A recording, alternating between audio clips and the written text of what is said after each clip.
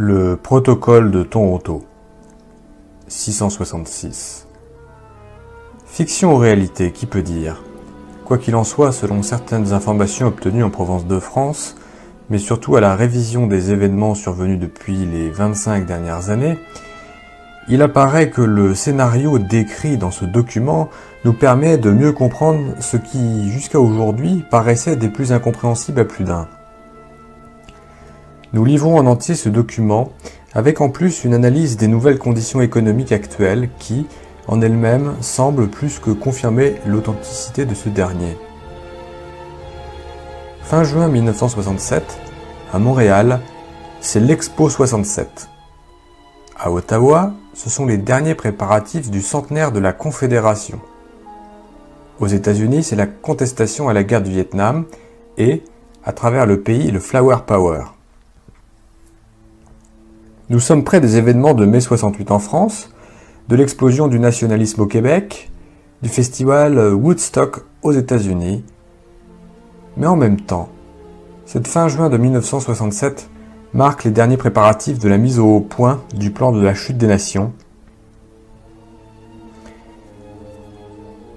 Chute des nations prévue par les hautes instances de la franc-maçonnerie anglo-saxonne à Toronto, Canada. Cette réunion secrète, hautement confidentielle, est organisée par les 666, c'est ainsi qu'ils se nomment eux-mêmes, c'est-à-dire ceux qui dirigent les 6 plus grandes banques mondiales, les 6 plus grands consortiums énergétiques de la planète, dont le pétrole fait partie, et les 6 plus grands consortiums de l'agroalimentaire, dont fait partie le contrôle des principales routes alimentaires du monde. Ces 666 étant les plus hauts responsables de la finance internationale, vont définir à l'intérieur de leur réunion une stratégie commune en vue de la mainmise absolue sur le commerce mondial, sur la possession de l'arme énergétique, porte ouverte sur le XXIe siècle, et sur le contrôle international de l'agroalimentaire, lequel comprend aussi pour eux les consortiums pharmaceutiques comprenant à leur tour le marché mondial des vitamines et des vaccins. Leur plan se résume à 3 orientations majeures: l'économique, le politique et le social pour les années 70 et 80. S'il est réussi, le plan doit irrémédiablement déboucher sur la prise du pouvoir mondial par la mise en place du Nouvel Ordre mondial, le même dont le président américain George Bush fera tant la promotion au début des années 70. Titre du document des 666. Panem et circenses, du pain et des jeux du cirque. But du projet mondialiste, le génocide du vital au profit du rentable occulte. Moyen de financement du projet, entre autres, se servir de l'aide humanitaire, de l'aide alimentaire internationale, afin de financer les multinationales des 666. Le document. Toutes les périodes historiques ayant mené à la décadence des civilisations étaient toutes marquées sans exception par l'esprit d'errance des hommes. Aujourd'hui, nous devons faire en sorte que cet esprit se traduise par une société mondiale du loisir, sous toutes ses formes. Ce loisir doit se composer du sexe, des drogues, du sport, des voyages, l'exotisme, et des loisirs en général. Mais tout cela rendu accessible à toutes les couches de la société. L'homme doit arriver à croire qu'il est moderne, et que sa modernité est composée de sa capacité et de sa possibilité de pouvoir jouir largement. Et tout cela, maintenant, et de tout ce qui l'entoure.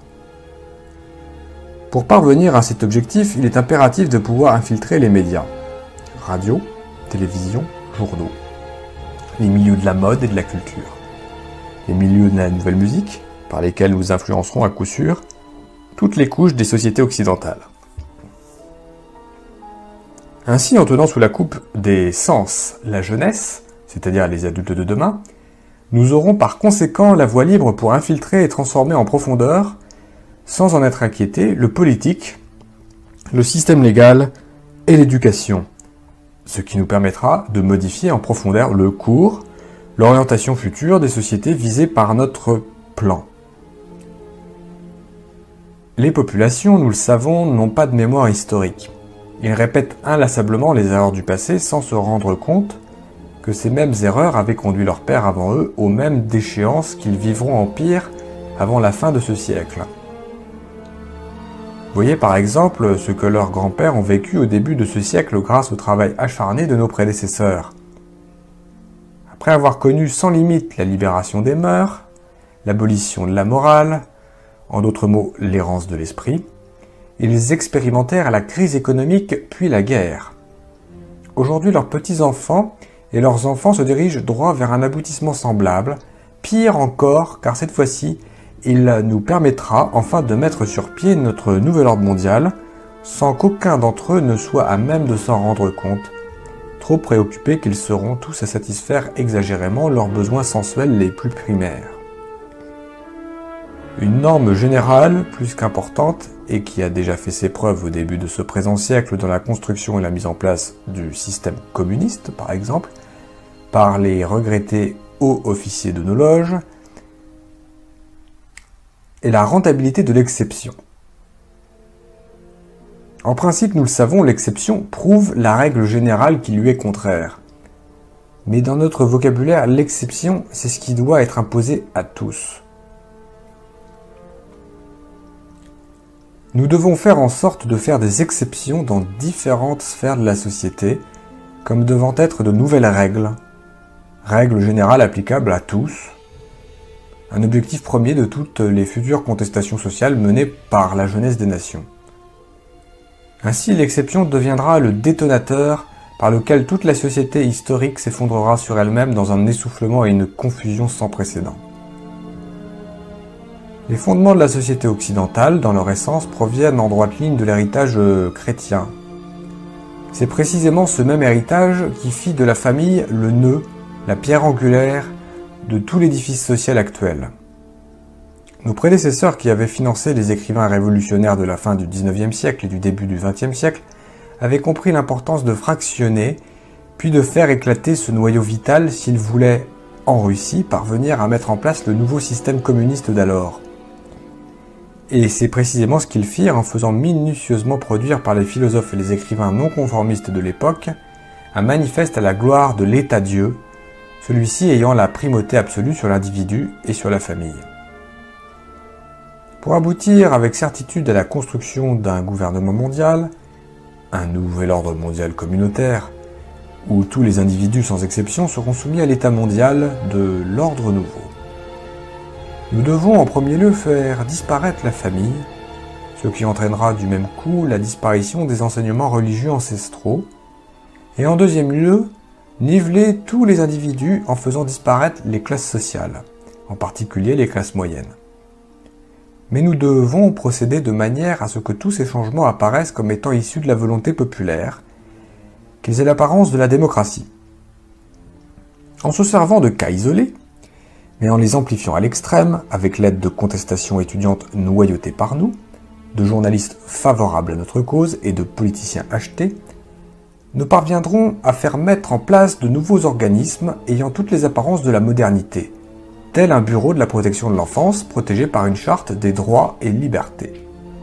Pour la réussite de notre plan mondial, le plan rouge, il nous faut faire implanter dans toutes les sociétés occidentales des années 70 des bureaux pour la protection de l'enfance, dont les fonctionnaires, de jeunes intellectuels sans expérience, fraîchement sortis d'université où sont mis en évidence nos principes mondialistes, feront respecter à la lettre sans discernement la charte des droits de l'enfant.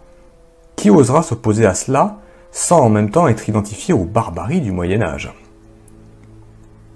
Cette charte, laborieusement mise au point dans nos loges, nous permettra enfin de réduire à néant toute autorité parentale en faisant éclater la famille en individus farouchement opposés les uns aux autres pour la protection de leurs intérêts personnels.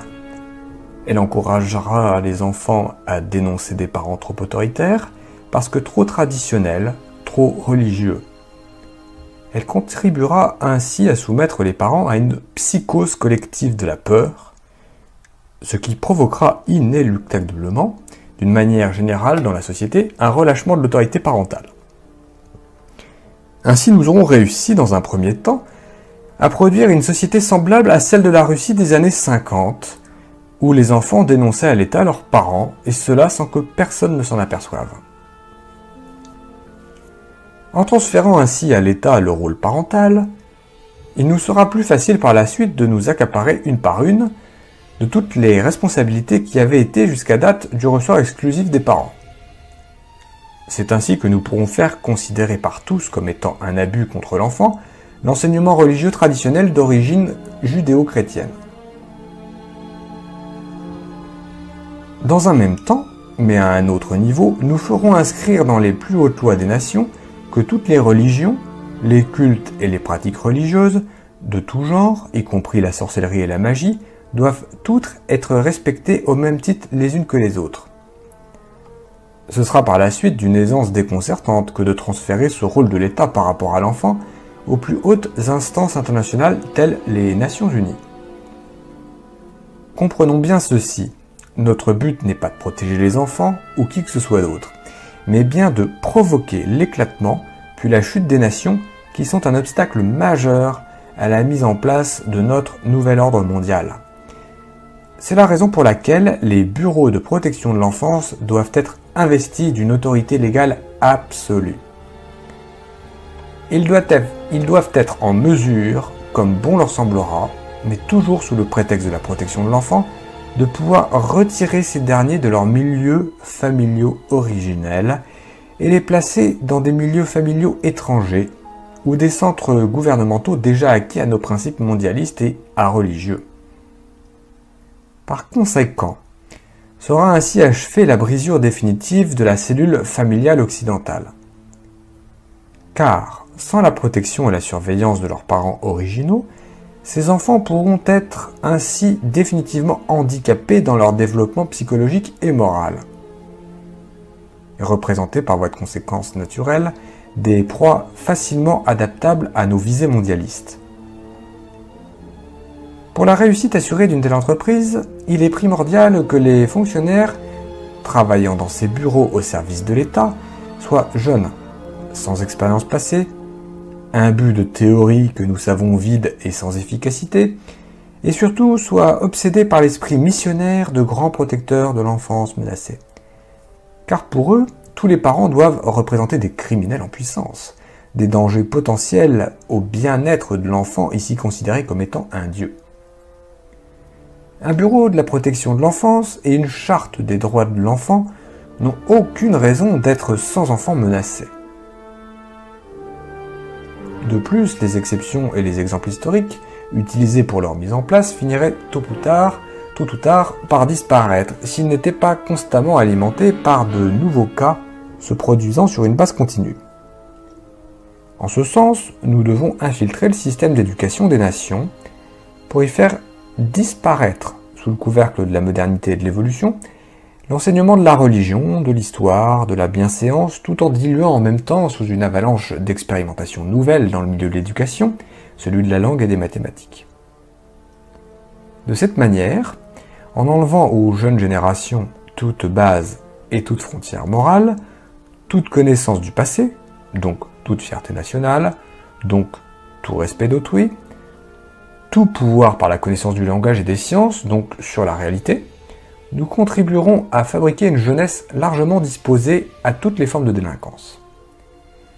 Dans ce nouvel univers morcelé par la peur, les parents et leur abandon de toute responsabilité face à leur enfant, nous aurons la voie libre pour former à notre manière et selon nos objectifs premiers, une jeunesse où l'arrogance, le mépris, l'humiliation d'autrui seront considérés comme étant les nouvelles bases de l'affirmation de soi et de la liberté.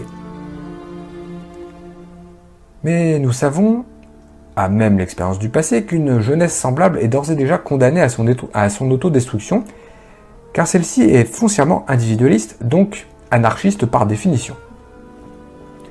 En ce sens, elle ne peut aucunement représenter une base solide pour la continuité de quelque société que ce soit, et encore moins une valeur sûre pour la prise en charge de ces vieillards. Dans la même foulée, il est aussi impératif de faire créer une charte des droits et libertés individuelles et des bureaux de protection du citoyen, en faisant miroiter aux masses que ces innovations font partie intégrante de la modernité, des sociétés nouvelles du XXe siècle. De la même manière, et en même temps, mais à un autre niveau, faire voter de nouvelles lois pour le respect et la liberté individuelle, comme dans le cas de la famille, mais sur le plan de la société.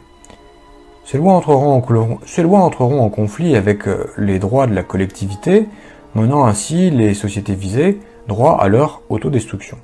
Car ici l'inversion est totale. Ce n'est plus la société, le droit de la majorité, qui doit être protégé contre des individus pouvant la menacer, mais bien plutôt le droit de l'individu qui se doit d'être protégé contre les menaces possibles de la majorité. Voilà le but que nous nous sommes fixés. Pour achever l'éclatement de la famille, du système d'éducation, donc de la société en général, il est primordial d'encourager la liberté sexuelle à tous les échelons de la société occidentale. Il faut réduire l'individu, donc les masses, à l'obsession de satisfaire leurs instincts primaires par tous les moyens possibles. Nous savons que cette étape représente le point culminant par lequel toute société finira par s'effondrer sur elle-même. N'en a-t-il pas été ainsi de l'Empire romain à son apogée et de toute civilisation semblable à travers l'histoire? Par des hommes de science et des laboratoires financés par nos loges, nous avons réussi à faire mettre au point un procédé chimique qui révolutionnera toutes les sociétés occidentales et reléguera aux oubliettes pour toujours les principes moraux et religieux judéo-chrétiens. Ce procédé, sous forme de pilule, ouvrira la voie toute grande à la liberté sexuelle.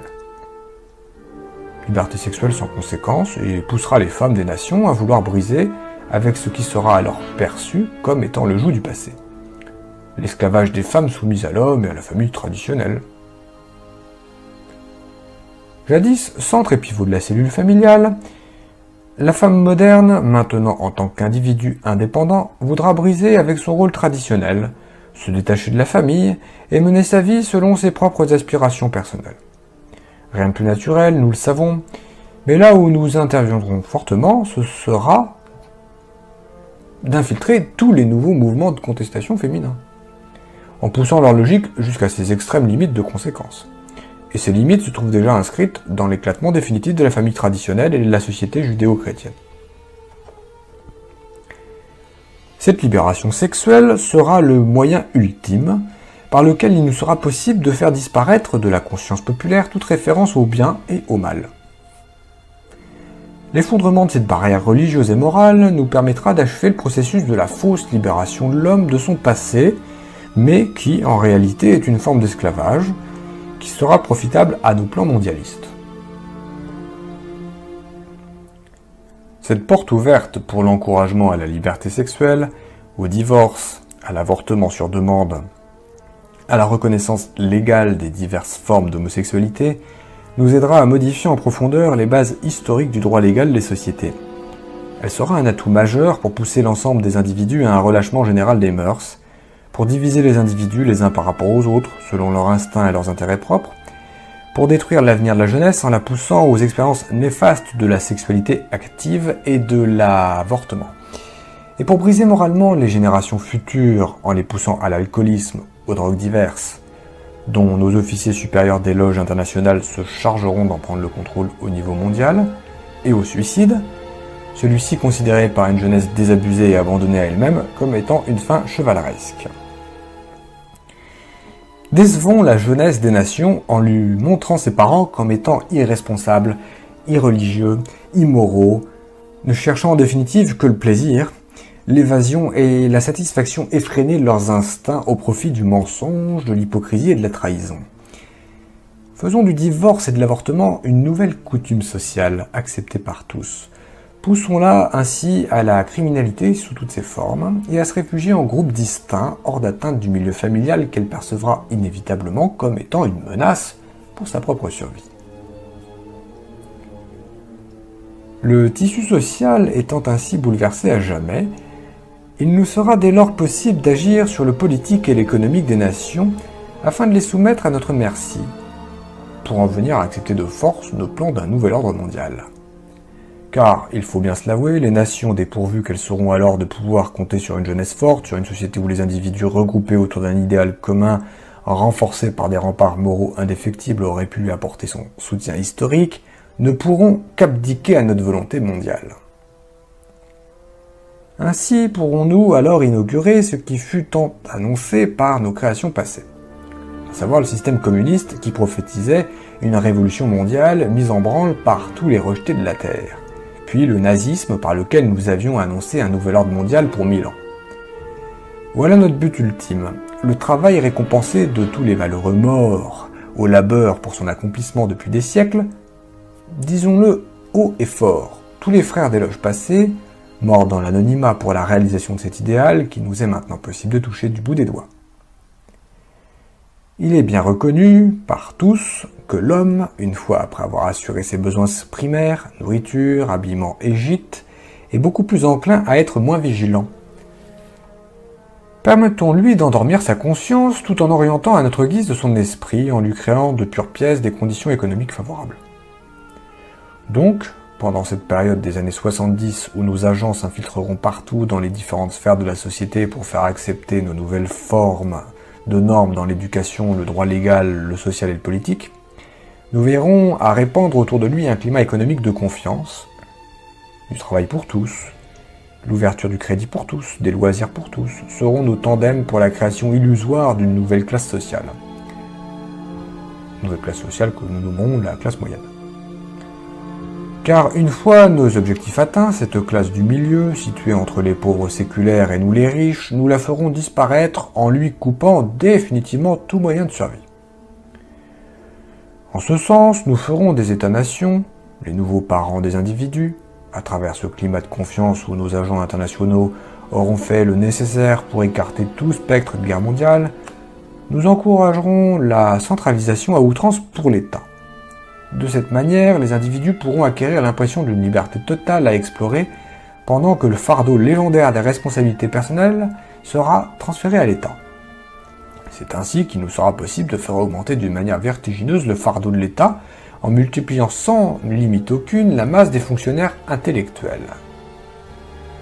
Assurés pour des années à l'avance d'une sécurité matérielle, ceux-ci seront par conséquent de parfaits exécutants du pouvoir gouvernemental, en d'autres termes, de notre pouvoir.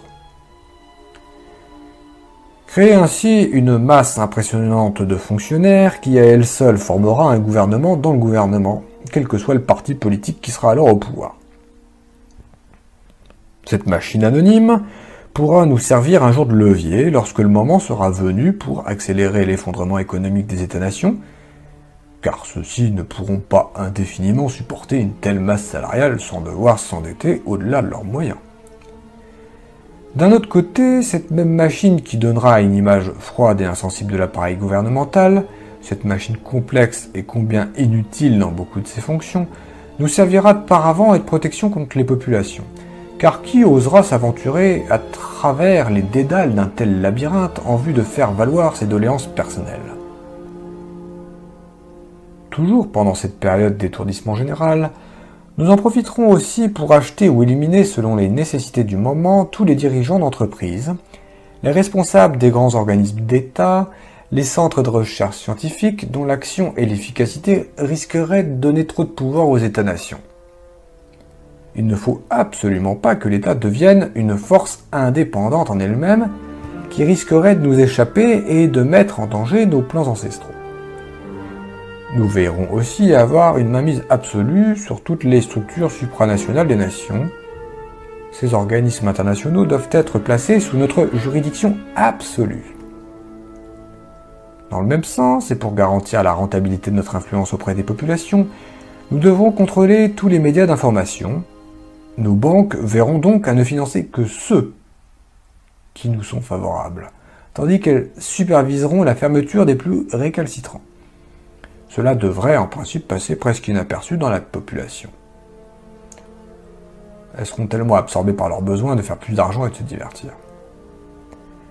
Nous devrons nous occuper à finaliser dès maintenant la phase de dérégionalisation des régions rurales amorcée au début de la crise économique de 29. Surpeupler les villes était notre tandem de la révolution industrielle. Les propriétaires ruraux, par leur indépendance économique, leur capacité à produire à la base de l'alimentation des États, sont une menace pour nous. Et une menace pour nos plans futurs. Entassés dans les villes, ils seront plus dépendants de nos industries pour survivre. nous ne pouvons nous permettre l'existence de groupes indépendants de notre pouvoir. Donc, éliminons les propriétaires terriens, en faisant d'eux des esclaves obéissants des industries étant sous notre contrôle. Quant aux autres, permettons-leur de s'organiser en coopératives agricoles que nos agents infiltreront pour mieux les orienter selon nos priorités futures. À travers l'État, attachons-nous à bien mettre en évidence le respect obligatoire de la diversité des cultures, des peuples, des religions, des ethnies, qui sont autant de moyens pour nous pour faire passer la liberté individuelle avant la notion d'unité nationale, ce qui nous permettra de mieux diviser les populations des États-nations et ainsi les affaiblir dans leur autorité et dans leur capacité de manœuvrer. Poussé à ses extrêmes limites, mais sur le plan international, ce concept dans le futur poussera les ethnies des différentes nations à se regrouper pour revendiquer et individuellement chacune leur propre part du pouvoir, ce qui achèvera de ruiner les nations et de les faire éclater dans des guerres interminables. Lorsque les États-nations seront ainsi affaiblis par autant de luttes intestines, toutes fondées sur la reconnaissance des droits des minorités à leur indépendance, que les nationalistes divisés en différentes factions culturelles et religieuses s'opposeront aveuglément dans des luttes sans issue, que la jeunesse aura totalement perdu contact avec ses racines, alors nous pourrons nous servir des Nations Unies pour commencer à imposer notre nouvel ordre mondial. D'ailleurs, à ce stade-là, les idéaux humanitaires, sociaux et historiques des États-nations auront depuis longtemps éclaté sous la pression des divisions intérieures. Fin du document des 666, daté de fin juin 1967.